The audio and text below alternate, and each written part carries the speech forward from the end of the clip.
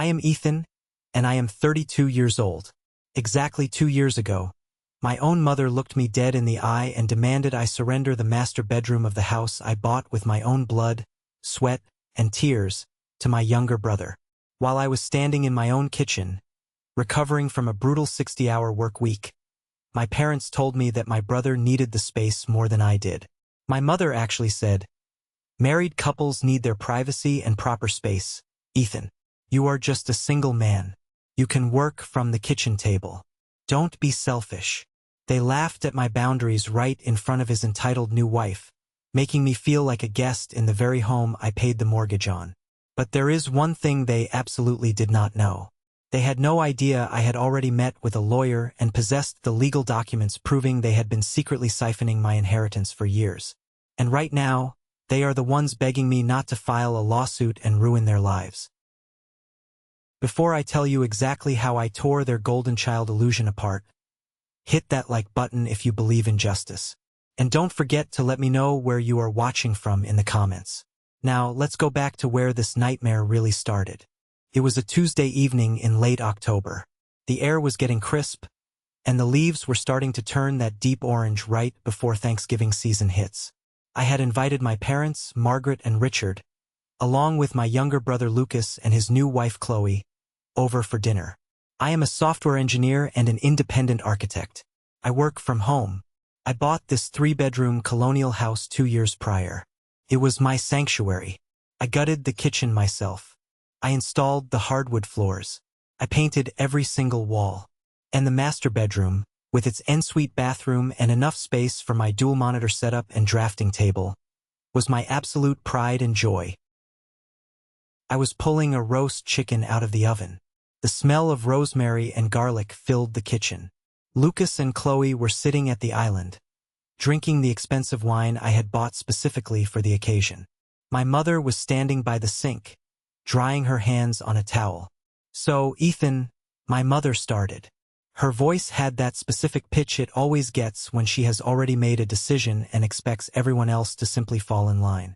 "Lucas and Chloe's lease downtown is up at the end of the month. They are trying to save for a down payment on their own place." "That is great," I said, carving the chicken. "Real estate is tough right now. Saving is smart." "Exactly," my father chimed in from the living room. He walked in holding a beer. "Which is why your mother and I have figured it all out. They are going to move in here with you for a while. It makes perfect sense. You have all this empty space." I stopped carving. The knife hovered over the cutting board. I looked at Lucas. He was suddenly incredibly interested in the label on his wine bottle. Chloe was smiling, a thin, tight smile that didn't reach her eyes. "Move in here," I asked, keeping my voice level. "I work from home. My office takes up half the master bedroom. I need a quiet environment." "Oh, we thought of that," my mother said brightly, stepping closer. "You can move your things into the guest room. It is perfectly adequate for a single man. Lucas and Chloe will take the master bedroom. Married couples need their privacy, Ethan. You cannot expect them to share that tiny hallway bathroom. The 3rd bedroom can be for their storage or a nursery when the time comes." I stared at her. I waited for the punchline. I waited for my father to laugh and say they were just messing with me. But the room was dead silent. "You want me?" I said slowly, making sure I enunciated every single word. "To give up my master bedroom, in the house that I own. The house where I pay the property taxes, the insurance, and the mortgage. To move into a 10 by 10 guest room." "Do not use that tone with your mother," my father snapped. The jovial attitude vanished instantly. "This is what families do. They help each other out. Your brother is starting a life. You have a massive house and no wife. You do not need a luxury suite to sleep in. You can work from the kitchen table like everyone else." I looked at Chloe. She took a sip of her wine and raised an eyebrow, as if waiting for me to apologize and hand over the keys. "No," I said. It was a complete sentence. My mother gasped, clutching her pearls. Literally, she was wearing pearls. "Excuse me?" "No," I repeated. "They are not taking my room. They are not moving into my house. This is not a discussion. Dinner is ready. The rest of the evening was a disaster. My father called me a selfish, materialistic brat. He told me I was a disappointment and that if I did not help my brother, they would cut ties with me. My mother cried, wiping away tearless eyes, talking about how hard they worked to raise us and how I was destroying the family. Lucas sat there quietly, letting them fight his battles, just like he always did. When they finally left, slamming my front door, the silence in the house was deafening. I cleaned up the kitchen mechanically. I told myself I held my ground. I told myself I was safe in my own home. But my parents never took no for an answer. That night, around 2 in the morning, I woke up to get a glass of water. As I walked down the hallway, I saw a sliver of light coming from the guest room. I stopped. I pushed the door open slightly. My mother was standing in the middle of the room. She had used the spare key I gave her for emergencies. She was holding a yellow tape measure, measuring the distance from the window to the closet. She was muttering to herself about how my desk absolutely would not fit in here with a queen-sized bed. She was planning the move. She had completely ignored my refusal. Seeing my mother standing in the dark, measuring a room I had explicitly forbidden her from reassigning, unlocked a vault of memories I had spent years trying to keep bolted shut. I did not confront her right then. I stood in the shadows of the hallway, watching her map out my demotion in my own home, and a cold, heavy realization washed over me. This was not about a bedroom. This was about power. This was about the fact that my entire life, my needs were treated as inconveniences, while Lucas's desires were treated as emergencies. I quietly backed away, went into my master bedroom, and locked the door. I sat on the edge of my bed, the glowing numbers on my alarm clock reading 2:14 a.m. I could not sleep. Instead, the ghosts of my past came flooding back. I remembered my college graduation. It was a miserable, rainy day in May. I was the first person in our family to earn a degree in engineering. I had worked 2 jobs waiting tables and fixing computers to pay my tuition because my parents said they could not afford to help me. I sat in the folding chair on the damp grass of the university stadium, waiting to hear my name called. I kept looking back at the bleachers, scanning the sea of umbrellas for my parents. They never showed up. When I finally got back to my cramped apartment, holding my diploma in a cheap plastic sleeve, I called my mother. She answered on the 3rd ring. "Ethan, honey, we are so sorry." Lucas woke up with a slight fever and a sore throat. We could not possibly leave him alone. "We will take you out to dinner next week to celebrate." Lucas was 20 years old at the time. He had a cold. I had spent 4 years exhausting myself for a moment of pride, and a runny nose trumped my entire existence. The dinner never happened. Then there was the college fund. When I was 18, my parents sat me down at the kitchen table and told me that the college fund they had been saving for me was gone. My father had made some bad investments, they claimed. They said it built character to pay my own way. I believed them. I took out loans. I worked graveyard shifts. But 3 years later, when Lucas graduated high school with average grades, a brand new Honda Civic suddenly appeared in the driveway. A graduation gift, they called it. When I asked how they afforded a new car when they could not afford my books, my father told me to stop being jealous of my brother's success. The pattern was always there. When I got my first major promotion at the architecture firm, earning a 6-figure salary, my mother's immediate response was, "That is wonderful. Now you can help Lucas pay off his credit card debt." She did not say congratulations. She saw my success as a resource for her golden child.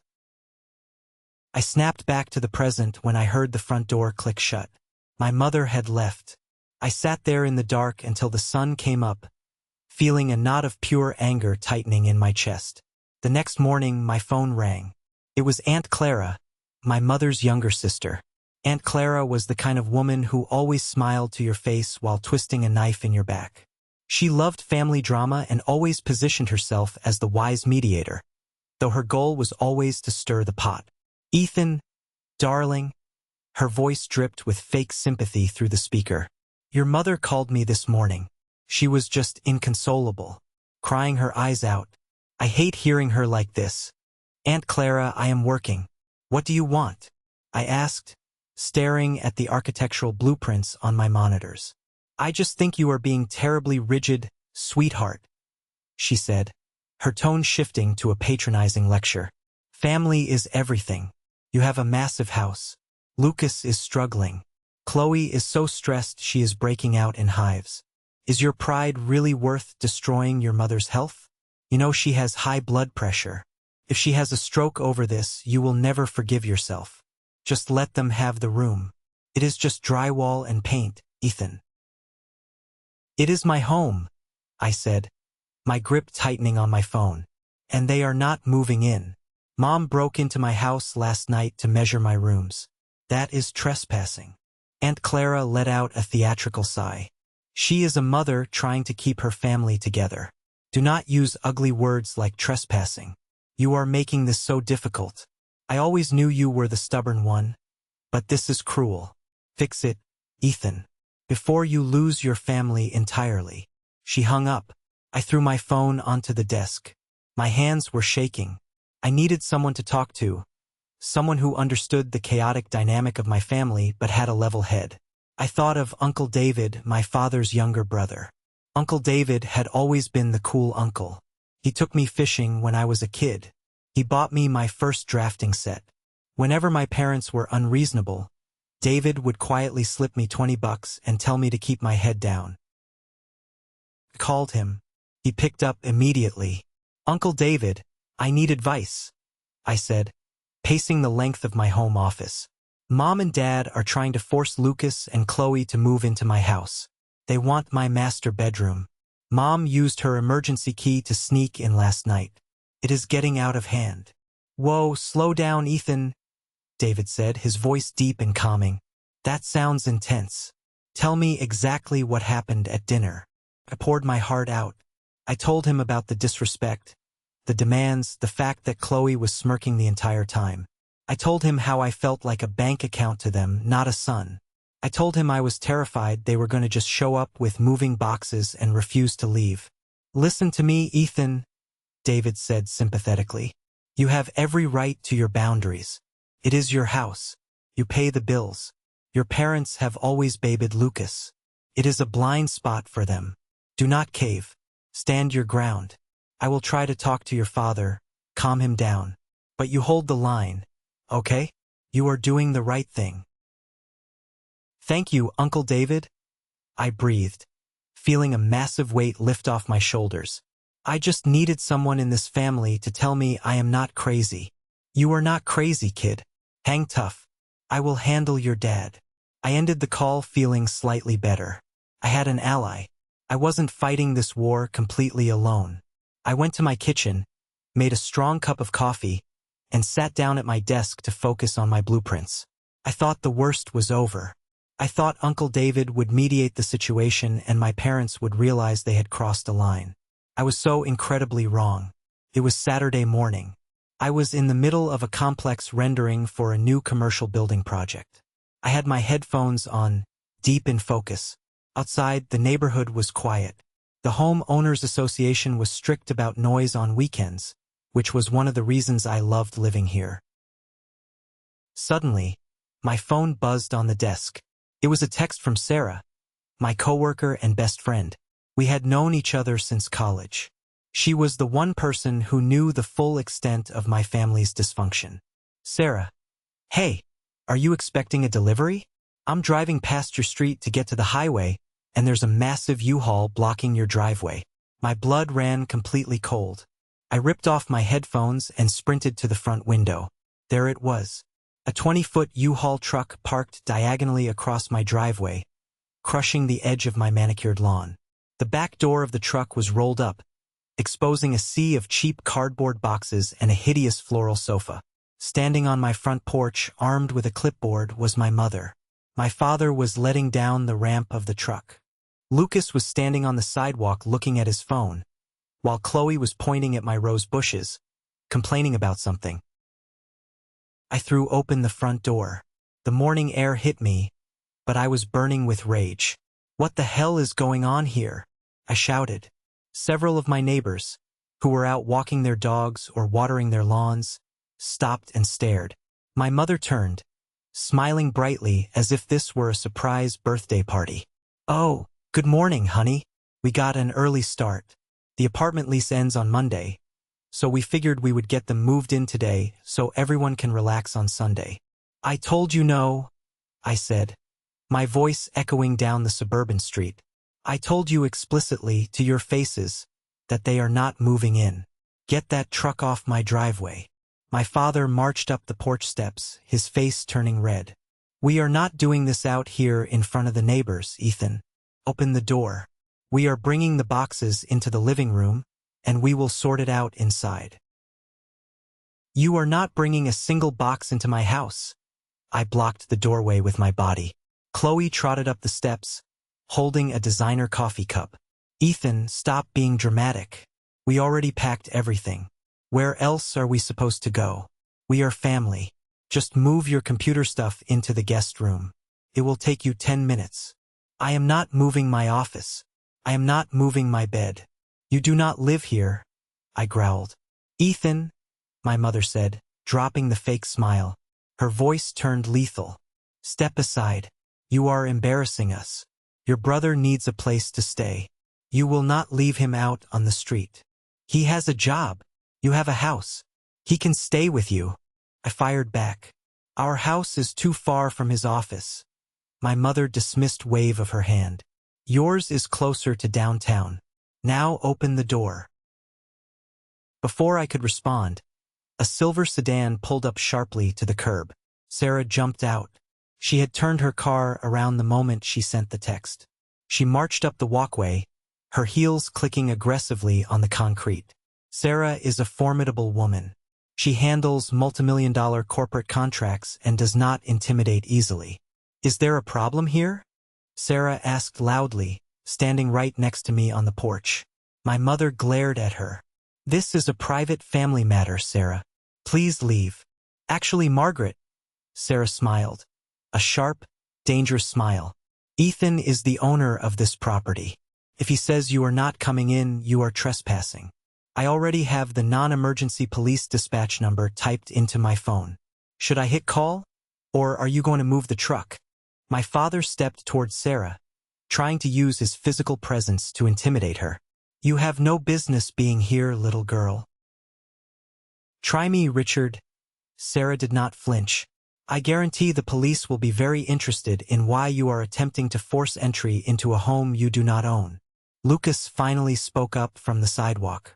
"Mom, Dad, just let it go. This is embarrassing. Let's just go back to the apartment." "Shut up, Lucas," Chloe snapped at him. Then she looked at me. "You are seriously going to call the cops on your own family? Over a bedroom? You are pathetic." "Get off my property," I said to Chloe. "All of you. Now." My father looked at me with pure hatred. "You are dead to me. Do you hear me? Dead to me. You are no son of mine." They angrily packed the ramp back up. My mother was crying real tears this time, playing the victim for the neighbors who were watching the entire spectacle. As my father got into the driver's seat of the U-Haul, he rolled down the window. "You think you won this?" he spat. "We have the emergency key, the front door code. We are family. You cannot keep us out forever." They drove away. I stood on the porch, my adrenaline crashing. Sarah put a hand on my shoulder. "Are you okay?" "I need to change the locks," I said numbly. "I know a guy," Sarah said. "He can be here in an hour." We went inside. I went straight to the electronic keypad on the front door. I needed to delete my parents' access codes immediately. I pulled up the Master Control app on my phone. When I looked at the access log, my stomach dropped into a bottomless pit. The app showed a history of every time a code was entered. My mother had used her physical key the other night, but the log showed that a specific electronic code had been created yesterday afternoon. A temporary guest code. I looked at the number. It was my Uncle David's birthday. I clicked on the creation log. The code was created remotely from a secondary authorized device. Years ago, when I first installed the system, I gave Uncle David authorized access because he was helping me renovate and needed to let contractors in while I was at the office. I had forgotten to remove his permissions. He had created a temporary door code and given it to my parents. I pulled out my phone and found a voicemail I had missed during the shouting match outside. It was Uncle David. "Hey, Ethan." His voice was casual, completely devoid of the sympathy he had shown yesterday. "I talked to your dad. Look, you are being unreasonable. They are going to move some stuff in today. I gave them a door code just in case you were not home. Just roll with it, kid. Oh, and by the way, I told your dad I helped smooth things over.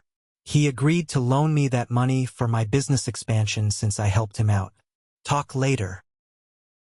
I stared at the phone. My Uncle David, the one person I thought was in my corner, the man I had confided my deepest fears to, had sold me out to my father for a business loan. He had weaponized my vulnerability. The betrayal was so absolute, so suffocating, that I could not even speak. I sat down on the floor of my foyer, clutching the phone. They were all in on it. My mother, my father, my aunt, my uncle, my brother, his wife. I was completely surrounded by people who viewed me as nothing more than an asset to be exploited. "Ethan?" Sarah knelt beside me. "What is it?" I handed her the phone. She listened to the voicemail. Her eyes went wide. "Oh my God. They were going to wait until I went to the grocery store," I said, my voice hollow. "David gave them the code. They were going to move in while I was out buying milk and change the locks on me from the inside." Sarah stood up, her corporate instincts kicking in. "Okay, no more playing nice. We are changing the physical locks. We are ripping out this keypad system. And then we are going on the offensive." The locksmith arrived within 45 minutes. He replaced the front door, back door, and garage entry with high-security deadbolts. The electronic keypad was ripped out and thrown in the trash. I installed 4 new exterior security cameras that sent immediate motion alerts directly to my phone. My house was a fortress now, but securing the perimeter was only the physical part of the battle. The psychological warfare had just begun. Sitting in my newly secured kitchen, Sarah poured me a cup of black coffee. "Ethan, the way they acted today, it was too aggressive. People do not rent a U-Haul and attempt a home invasion just because they want to save their kids some rent money. There is a sense of entitlement here that goes beyond bad parenting. They acted like they owned this place." Her words sparked a memory. During the screaming match on the lawn, my father had said, "You think you won this? Not you think you can treat us this way? Not you think you can abandon your brother?" He phrased it like a transaction, like a battle for ownership. I went to my home office and unlocked my fireproof safe. I pulled out a thick manila folder containing the closing documents for the house. I had bought the place 2 years ago. Because my credit history was a bit thin at the time, my father had offered to act as a cosigner on the original loan. I had paid the entire down payment myself, and I made every single monthly payment. 6 months ago, after my promotion, I refinanced the house entirely in my own name to get a better interest rate and remove him from the paperwork. I flipped through the documents. Everything was legally airtight in my name, but a nagging feeling crawled up my spine. My parents used a specific family lawyer for everything, Marcus. Marcus had handled my grandmother's estate, my parents' wills, and he was the one who processed the initial paperwork when I bought the house. First thing Monday morning, I drove to Marcus's law office downtown. I did not make an appointment. I walked past his secretary and opened his heavy oak door. Marcus looked up from his desk, startled. He was a man in his late 50s, balding with thick glasses. He had known me since I was in diapers. "Ethan, to what do I owe the pleasure?" he asked, recovering quickly. I shut the door behind me and locked it. I walked over and placed both hands flat on his mahogany desk, leaning over him. "My parents tried to force their way into my house with a U-Haul on Saturday," I said quietly, keeping my voice dangerously calm. "They had a door code given to them by Uncle David. They intended to occupy the master bedroom. My father acted as if he had a legal right to be there. Tell me why, Marcus." Marcus swallowed hard. He looked away, shuffling some papers. Ethan, family disputes are common. I am just a lawyer. I don't get involved in personal squabbles. Do not lie to me, Marcus, I said. I refinanced that house. My father's name is off the deed. It is 100% mine. But they moved with the confidence of people who thought they had a loophole. What did you do? Marcus took off his glasses and rubbed the bridge of his nose. He looked exhausted. Ethan, I am bound by attorney-client privilege with your parents. If you do not tell me, I threatened, bluffing with everything I had, I am going to the State Bar Association. I will file a formal complaint alleging malpractice and conspiracy to commit real estate fraud during the initial purchase of my home. I will open up every single file you have ever touched regarding my family. Do you really want an ethics committee digging through your records, Marcus? He went pale. He knew my father well enough to know that Richard's financial dealings were always walking a fine, gray line. Sit down, Marcus sighed in defeat. He stood up, went to a locked filing cabinet, and pulled out a thin, unmarked folder. He slid it across the desk to me. 6 months ago, when you refinanced, Marcus explained, his voice low, your father came to me. He was furious that you removed him from the deed. He demanded I find a way to establish a constructive trust or a life estate claim on the property. He wanted to claim that his initial co-signing was an investment, granting him equity and right of occupancy. I opened the folder. Inside was a drafted but unsigned legal demand letter. It essentially threatened me with a massive lawsuit, claiming my parents owned 40% of the house's equity, and demanded I either pay them a lump sum of $80,000 or allow them to use the property as they saw fit. They were going to use this? I asked, my blood boiling. They were waiting for the right moment, Marcus said. But that is not the worst of it, Ethan. I looked up at him. What could be worse than trying to steal my house? Marcus hesitated, then pulled a second document from his desk drawer. Aunt Clara. She is the one pushing them to do this. Clara? Why? Your parents are completely broke, Ethan. Marcus revealed the secret that shattered my entire understanding of my family. They have remortgaged their own house twice to pay for Lucas's lifestyle. His wedding, his college, his cars. They are drowning in debt. Aunt Clara wants to buy your parents' house, but she wants it cheap. She told your parents that if they force their way into your house and take it over, they can sell their own house to her at a massive discount in a private sale to avoid foreclosure. The room spun. It wasn't just about a bedroom. It wasn't just about favoring Lucas.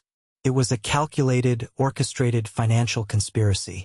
Aunt Clara was the puppet master, manipulating my parents' desperate financial situation to steal their house, while pointing them like a loaded gun at mine to ensure they had somewhere to live. There is one more thing, Marcus whispered, pushing a final piece of paper toward me. I have felt guilty about this for 14 years. I cannot hold it anymore. I looked at the paper. It was a bank statement from a trust fund set up by my late grandfather. The beneficiary was listed as Ethan. When you were 18, they told you the college fund was gone due to bad investments, Marcus said. That was a lie. Your grandfather left you $100,000 in a trust for your education. Because he died when you were 17, your parents were the legal executors until your 18th birthday. 3 days before you turned 18, your father forged your signature on a release form. He drained the entire account. I stared at the numbers on the page. $100,000. The money that would have meant I didn't have to work night shifts. The money that would have let me enjoy college. The money that would have changed my life. They stole it, and they used it to pay off my father's gambling debts and buy Lucas a car. I picked up the documents. I felt a terrifying, absolute calm wash over me. The hurt was gone. The desire for a family was gone. There was only cold, calculated justice left. I need certified copies of all of this, Marcus, I said. Right now. I drove home with the evidence resting on my passenger seat. I knew exactly what I was going to do. My parents had called a massive family meeting for this upcoming Sunday at my house.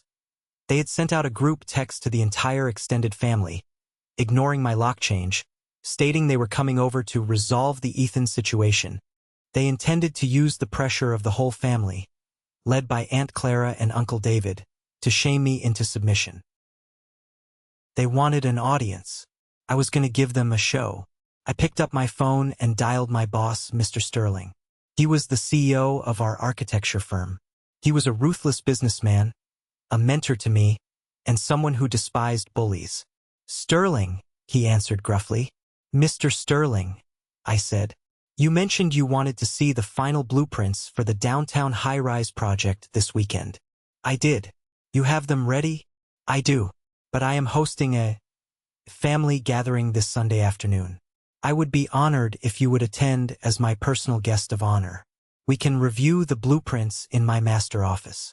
I think you will find the dynamic very interesting." Sterling paused. He was sharp.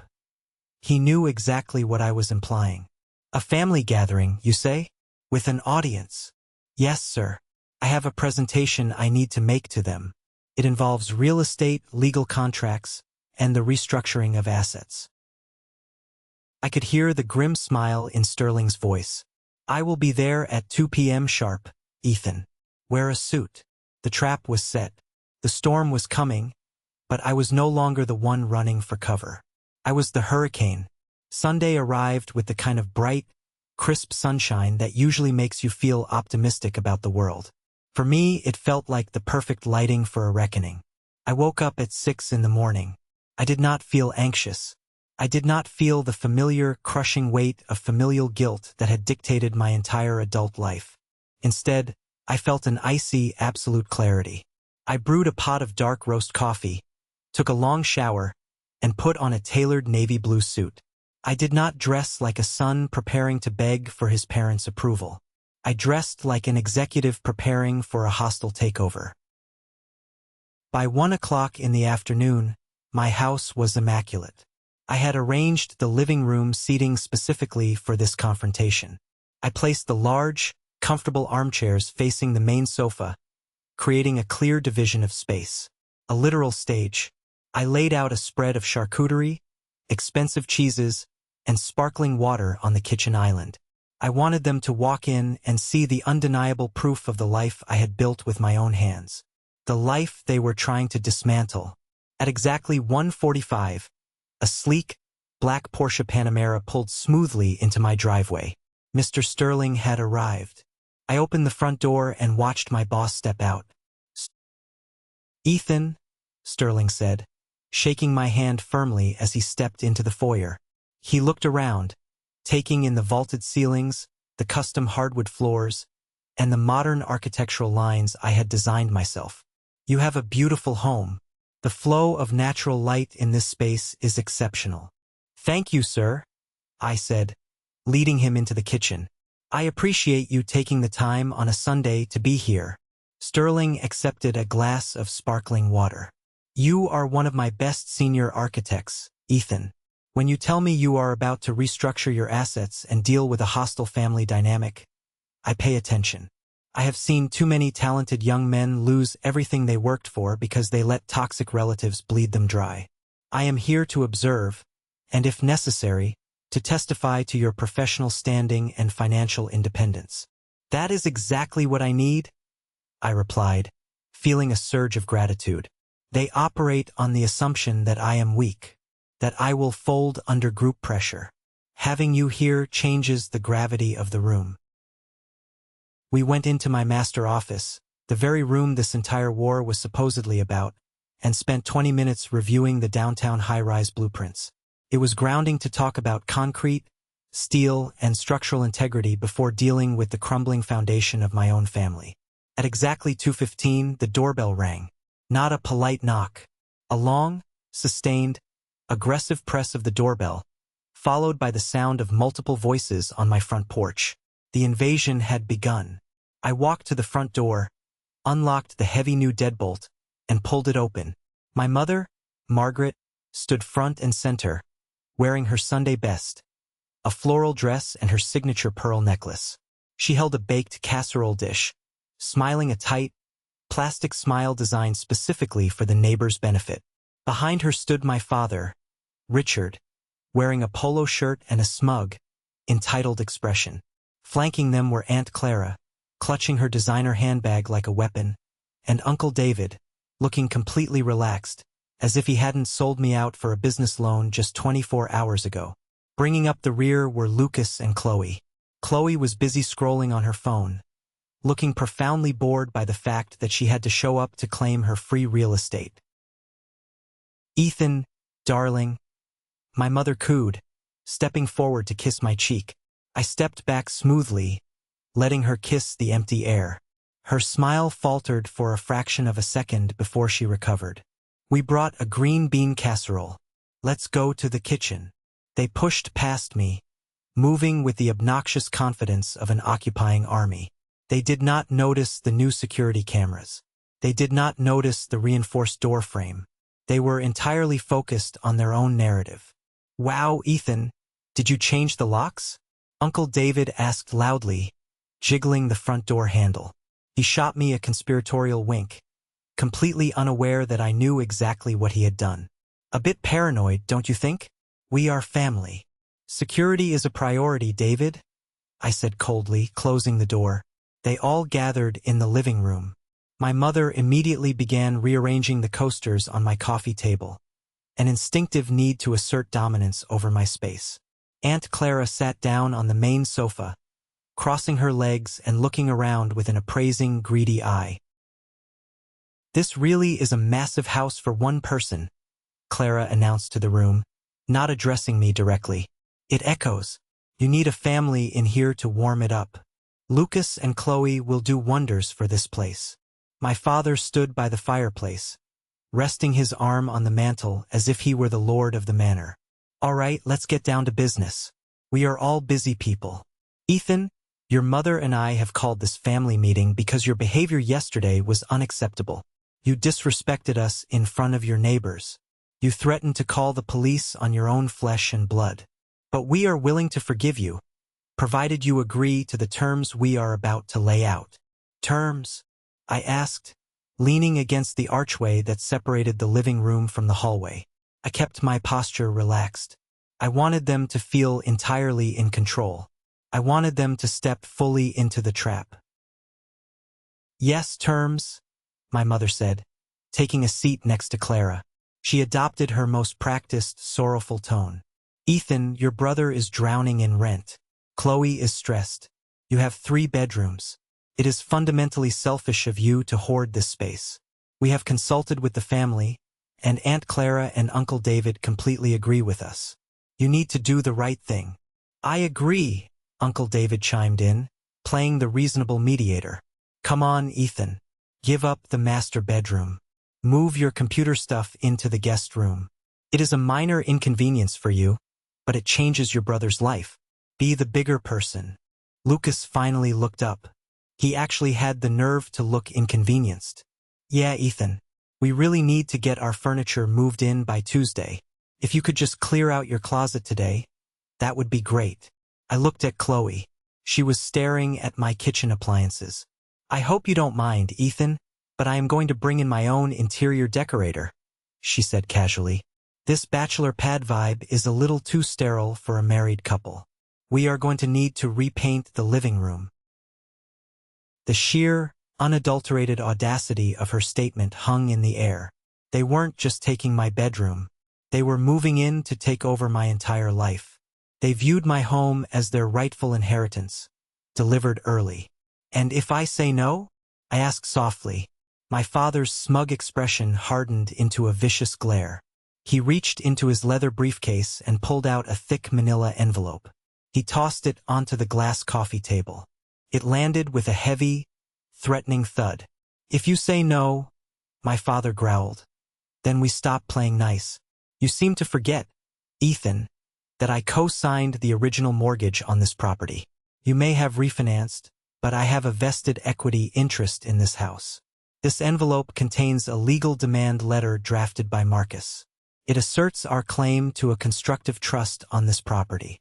You either let your brother move in and take the master suite, or we take you to court, force the sale of the house, and take 40% of the equity." Aunt Clara nodded solemnly. "It is for your own good, Ethan. You leave us no choice. You have forced your father to take legal action to protect the family. It breaks my heart, my mother added, bringing a tissue to her dry eyes. But you leave us no alternative. We will not let you throw your brother out on the street. They sat back, waiting for my reaction. They expected panic. They expected tears. They expected me to crumble, to apologize, to beg them not to sue me. They had orchestrated this entire afternoon to break my spirit in front of an audience, ensuring I would be too humiliated to fight back. I did not panic. I did not cry. I smiled. It was a slow, cold smile that caused my mother's fake tears to instantly stop. Before I respond to your very generous offer, I said, my voice cutting through the room like a scalpel, I want to introduce someone. Mr. Sterling, would you mind joining us? The heavy oak doors of my home office opened. Mr. Sterling stepped out, adjusting the cuffs of his suit. The temperature in the room plummeted. My father, who always prided himself on being the alpha male in any room, suddenly looked small and confused.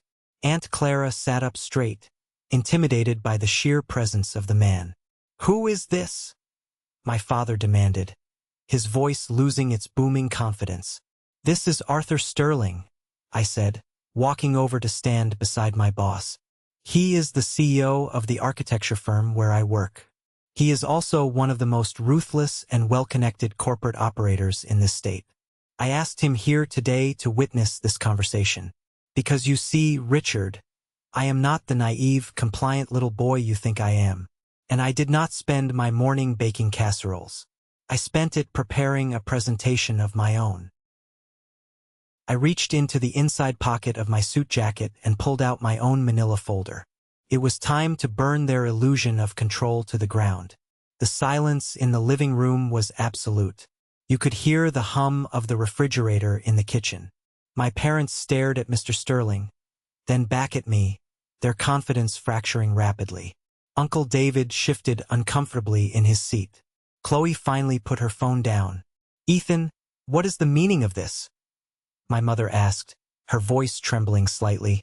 This is a private family matter. You had no right to bring an outsider into our home. First of all, Margaret, I said, using her first name to shatter the maternal illusion she was trying to project. This is not your home. It is my home. The deed is in my name, the mortgage is in my name, and the property taxes are paid with my salary.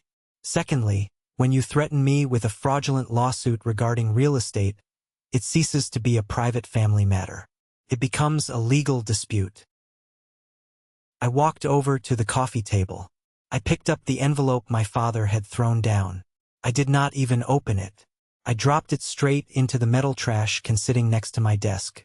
You can tell Marcus that his bluff failed, I said, staring directly into my father's eyes. I visited him yesterday. My father's face drained of color. You talked to Marcus? I did, I confirmed, opening my folder. And Marcus was remarkably cooperative once I explained the consequences of participating in real estate fraud. Let's address your constructive trust claim, Richard. You co-signed the original loan because my credit history was short. You did not contribute a single dollar to the down payment. You have never paid a monthly installment. Furthermore, when I refinanced 6 months ago, you signed a quitclaim deed relinquishing any and all potential interest in this property. I pulled out the certified copy of the quitclaim deed with his unmistakable signature on it and dropped it on the coffee table. Your lawsuit is baseless, I stated flatly. It would be thrown out of court immediately, and I would countersue for malicious prosecution and seek compensation for all legal fees. You have no leverage over my house. None. My father opened his mouth to speak, but nothing came out. He looked at Aunt Clara, desperate for backup. But Clara was staring at the quitclaim deed as if it were a venomous snake. Well, Uncle David cleared his throat, trying to salvage the situation. Even if you hold all the legal cards, Ethan, morally, you should still help your brother. You are family. I turned my attention to David. The rage I felt toward him was cold and precise. Do not talk to me about morals, David. Not after yesterday. What do you mean? David stammered, playing dumb. I pulled out a printed transcript of his voicemail and a screenshot of the digital lock access logs. I handed them to him. You convinced me to confide in you. You told me you supported my boundaries. And then you immediately turned around, generated a temporary security code for my front door, and gave it to my parents so they could ambush me with a moving truck while I was out of the house. Why? Because Richard promised to give you a business loan in exchange for your betrayal. Aunt Clara gasped, looking at David. My mother looked at the floor. You sold me out for cash, I said, my voice echoing in the quiet room. You are not a mediator, David. You are a mercenary. Do not ever speak to me about family morals again. You have lost that privilege permanently. David looked at the papers, his face turning bright red. He dropped them on the table and sank back into his chair, humiliated in front of everyone. Ethan, please. My mother started crying again, reaching a hand out toward me. We were just desperate. Lucas needs help. He is your brother. We love you both equally. Stop lying. I snapped, the raw emotion finally bleeding into my voice. You have never loved us equally. You have spent my entire life treating me like a stepping stone for Lucas. You skipped my college graduation for a head cold. You constantly belittled my salary and my promotion. You demanded I hand over my sanctuary to a fully grown man because you refused to let him stand on his own 2 feet. But that is not even the worst of it, is it? I pulled out the third document from my folder. The bank statements. The trust fund. Let's talk about the college fund, I said, holding up the papers. When I was 18, you sat me down and told me the money you saved for my education was gone because of a bad investment. You told me it would build character to work my way through school. I worked night shifts. I took out loans that took me 6 years to pay off. I ruined my health to get my degree. I threw the bank statements onto the coffee table. They slid across the glass, stopping right in front of my father. My grandfather left me an inheritance, I said, my voice deadly quiet. A trust fund of $100,000 meant exclusively for my education. 3 days before my 18th birthday, when you still had executor control, you forged my signature on a release document. You drained the account. You stole my inheritance. The room erupted. Lucas jumped out of his chair, staring at our parents. You did what? You stole his money? Chloe's jaw dropped. She looked at Richard and Margaret with pure disgust. Are you kidding me? You stole $100,000 from him. We needed it to save the house. My mother sobbed, burying her face in her hands. Your father had debts. The market was bad. We were going to lose everything. We planned to pay you back, Ethan. I swear we did. You used it to pay off gambling debts, I corrected her, reading from the notes Marcus had given me. And you used the remaining $20,000 to buy Lucas that brand new Honda Civic for his high school graduation. You literally stole my future to buy his affection. Lucas looked physically sick. He stepped away from our parents. My car? You bought my car with Ethan's money? You told me it was a reward for my hard work. It gets better, Lucas, I said, shifting my gaze to Aunt Clara. She was trying to shrink into the sofa, hoping I would ignore her. Let's talk about why we are all standing in my living room today. Let's talk about Aunt Clara. Clara's head snapped up. I have nothing to do with this financial mess, Ethan. Leave me out of it. You orchestrated this entire invasion, I declared, pulling out the final document. The printed emails Marcus had provided detailing Clara's real estate maneuver. My parents are completely broke. They have remortgaged their house to the brink of foreclosure to fund Lucas's lifestyle and Chloe's expensive tastes. Chloe glared at me. Do not bring me into this. I am bringing you right into the center of it, Chloe. I shot back. My parents needed a place to live, or Lucas needed a place to live, because the money has run out. Aunt Clara saw an opportunity. She told my parents that if they successfully strong-armed me into giving up my house, she would buy their house in a private, off-market sale, for pennies on the dollar. I threw the emails at Clara. They fluttered into her lap. You manipulated your own sister's financial desperation, I said, disgusted by the sheer greed of the woman. You encouraged them to destroy their relationship with me, to threaten me with a lawsuit, just so you could acquire their real estate portfolio on the cheap. You are a parasite, Clara. Aunt Clara stood up, her face twisted in rage. How dare you speak to me like that? I was trying to help them avoid public bankruptcy. You were trying to steal their equity while helping them steal mine. I countered smoothly. But it is over. All of it. The secrets are out. The lies are exposed. You have absolutely no power here. I stood in the center of my living room, surrounded by the shattered remnants of my family. I had laid bare every lie, every betrayal, every manipulation they had committed over the last 14 years.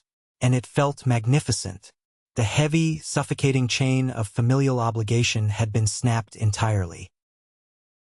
My father was staring blankly at the floor. My mother was sobbing uncontrollably. Uncle David was avoiding eye contact with everyone. Aunt Clara was fuming in silence.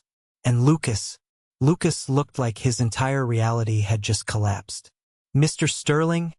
I called out, breaking the heavy silence. Sterling stepped forward. He did not yell. He did not need to. His voice carried the weight of absolute authority. "I have witnessed enough," Sterling said, looking at my parents with profound contempt. "Ethan is one of the most brilliant and principled men I have the pleasure of employing. His salary, his career, and his property are secure. If any of you attempt to harass him, threaten him with baseless legal action, or trespass on his property again, my firm's corporate legal team will step in. We will bury you in litigation so deep you will never see the light of day. And regarding the forged signature on the trust fund, the statute of limitations on fraud of that magnitude may not have expired. Do I make myself perfectly clear?" My father slowly nodded, his spirit completely broken. "Yes. Good," I said. "Now all of you, get out of my house." The command hung in the air. For a moment no one moved. The shock of the revelations was still pinning them to their seats.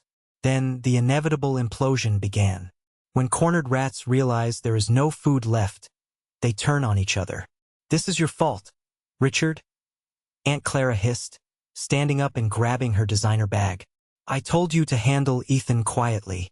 I told you bringing a U-Haul was a stupid, aggressive move. Now you have ruined everything." "My fault?" my father roared, suddenly finding his voice, though it was laced with panic rather than authority.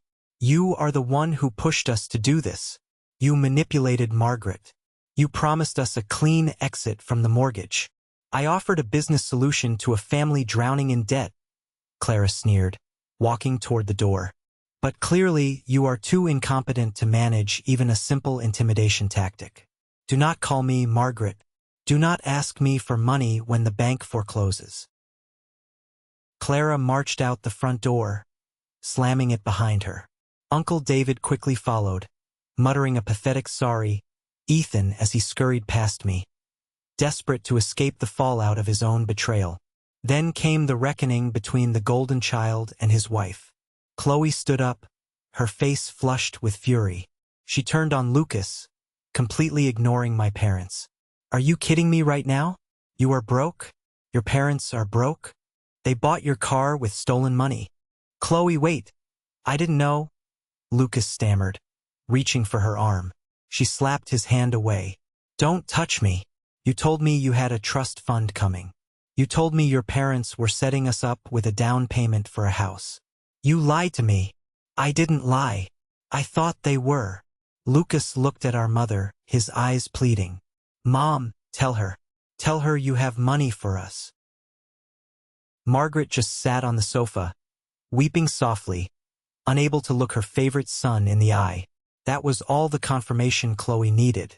"I am not living in a cramped downtown studio while your parents go bankrupt," Chloe snapped coldly, her true, materialistic colors shining brightly for everyone to see. "I am going to my sister's place. Do not call me Lucas. Have your lawyer call my lawyer. We are done." Chloe stormed out, her heels clicking aggressively against the hardwood floor. In the span of 5 minutes, my parents had lost their financial safety net, their backup plan, and their golden child's marriage. Lucas stood in the middle of the room, looking utterly lost. The protective bubble our parents had kept him in for 26 years had just burst violently, exposing him to the harsh reality of the world. He looked at me, his eyes wide and terrified. "Ethan," he whispered, "I swear to God, I didn't know about the money. I didn't know they stole from you." "I know you didn't, Lucas," I said calmly, "because they never respected you enough to tell you the truth. They treated you like a pet, not an adult. They shielded you from consequence, and in doing so, they completely crippled you.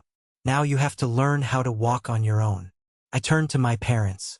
They looked 10 years older than they had when they walked in an hour ago. The arrogant, entitled facade had completely melted away, leaving two desperate, broken people who had destroyed their own family for a few extra dollars and a desperate need for control. "I am not going to press charges for the theft," I told them. My mother looked up, a glimmer of hope in her eyes. I immediately crushed it. "Not because I forgive you, but because dragging this out in court means I would have to keep seeing you. And I never want to see either of you again. You are not my parents anymore. You are just two people who stole my money and tried to steal my home. You are dead to me." I threw my father's words from yesterday right back in his face. It was the ultimate, satisfying closure. "Ethan, please," my father croaked, tears finally forming in his own eyes. "We are family. Get out." I pointed to the door. "Before I change my mind about the police." They stood up slowly, physically shaking. My mother tried to reach out to Lucas, but he backed away from her, shaking his head. Without another word, Richard and Margaret walked out of my house. Lucas followed them a moment later, pausing at the door to look back at me. He didn't say anything. He just nodded, a silent acknowledgement of the truth, and left. I locked the deadbolt behind them. The heavy thud of the lock sliding into place felt like the final period at the end of a long, exhausting, toxic chapter of my life. Mr. Sterling walked out of the kitchen, holding a fresh cup of coffee. He handed it to me. "That," Sterling said quietly, "was one of the most efficient and absolute dismantlings of a hostile entity I have ever seen. You handled yourself with incredible precision, Ethan. No screaming, no hysterics, just undeniable facts and unyielding boundaries." "Thank you, sir," I said, taking a sip of the coffee. My hands were trembling slightly, the adrenaline finally starting to crash, but my soul felt lighter than it had in a decade. "I am sorry you had to witness that mess." "Do not apologize," Sterling smiled grimly. "I learned today that you are a man who cannot be intimidated, manipulated, or broken. That is exactly the kind of man I want leading my new commercial development division. Consider this your official promotion to lead architect, Ethan. We will discuss your new salary on Monday." I stared at him, stunned. Out of the ashes of my family's destruction, my professional life had just taken a massive leap forward. "Take the rest of the weekend to decompress," Sterling said, walking toward the door. "You earned it. Enjoy your home, Ethan. You defended it well." After he left, I stood alone in my quiet, secure house. I walked into the master bedroom. The sun was streaming through the large windows, casting a warm, golden glow over my drafting desk and the large, comfortable bed. No one was going to take this from me. No one was going to force me into the corner ever again. I sat down in my desk chair, looked out the window, and for the first time in my entire life, I breathed freely. Let's pause for a moment. Thank you for staying with me this far. You're truly amazing. Please help me by liking the video and commenting the number 1 below so I know you've been here with me until this point. This not only helps more people discover this story, but also lets me know that my experiences mean something to someone. Your support is the greatest motivation for me to keep sharing the rest of this journey. 6 months passed. Half a year of absolute, beautiful silence from the people who had spent my entire life telling me I was not enough. The peace in my house was profound. There were no manipulative phone calls, no surprise visits, no demands for money, and no guilt trips. I thrived. With my promotion to lead architect, my salary increased significantly. I poured my energy into my work, designing buildings with a passion and focus I had never fully tapped into before. Sarah and I celebrated my promotion with a weekend trip to the mountains, just enjoying the freedom of a life without toxic strings attached. I was finally living the life I had worked so hard to build. Through the grapevine of extended family gossip, which I largely ignored, but occasionally heard through Sarah's social media sleuthing, I learned the aftermath of the Sunday confrontation. Without the ability to force themselves into my home, my parents' financial reality crashed down on them. They were forced to sell their house, not to Aunt Clara, but to the bank in a short sale to avoid total bankruptcy. They moved into a small, rented apartment on the outskirts of town. Aunt Clara stopped speaking to them because they failed to deliver the cheap real estate she wanted. Uncle David's business expansion failed because my father couldn't give him the loan. The toxic ecosystem they had built completely collapsed in on itself once the central pillar of manipulation was removed. But the most surprising development happened on a rainy Tuesday evening in April. I was sitting in my living room, reading a book, when the new security camera on my front porch pinged my phone. I checked the feed. Standing there, soaking wet, without an umbrella, was Lucas. I hesitated. I had maintained a strict no-contact rule. But looking at the screen, I didn't see the arrogant golden child who expected me to hand over my master bedroom. I saw a young man who looked exhausted, humbled, and completely lost. I got up, walked to the door, and opened it. "Hey, Ethan," Lucas said, shivering slightly. "I know I shouldn't be here. I know you probably hate me, but I didn't know where else to go. Can we talk? Just for 5 minutes. If you tell me to leave, I will." I looked at him, searching for any sign of a trap. There was none. "Come in. Take off your wet shoes." I led him into the kitchen and handed him a towel. I made 2 cups of tea, sliding one across the island to him. He wrapped his hands around the warm mug, staring down at the dark liquid. "Chloe and I finalized the divorce yesterday," Lucas said quietly. The word divorce hung heavily in the air. "She took half the savings and moved to California. She said I was a fraud, that my entire life was a lie funded by my parents." "I am sorry, Lucas," I said, and to my surprise, I actually meant it. "Don't be." He let out a bitter laugh. "She was right. I was a fraud. Everything I had, every accomplishment, my parents manufactured it for me.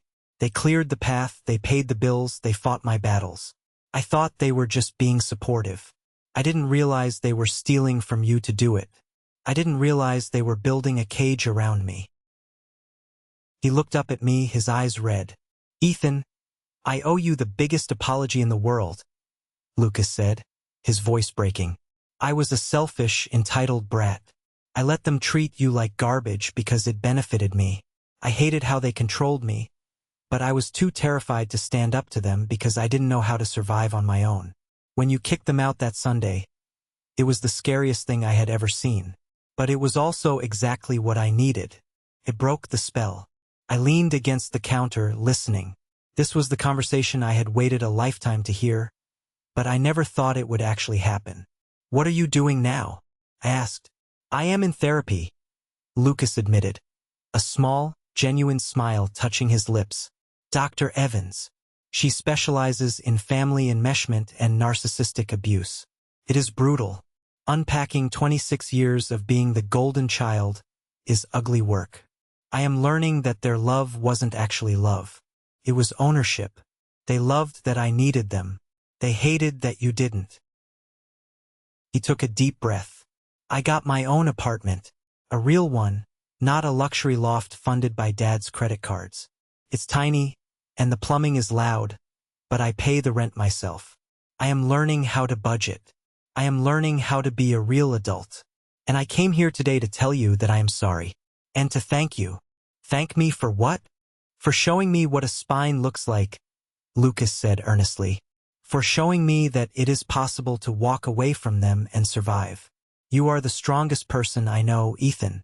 I hope maybe someday when I get my act together we can be brothers again.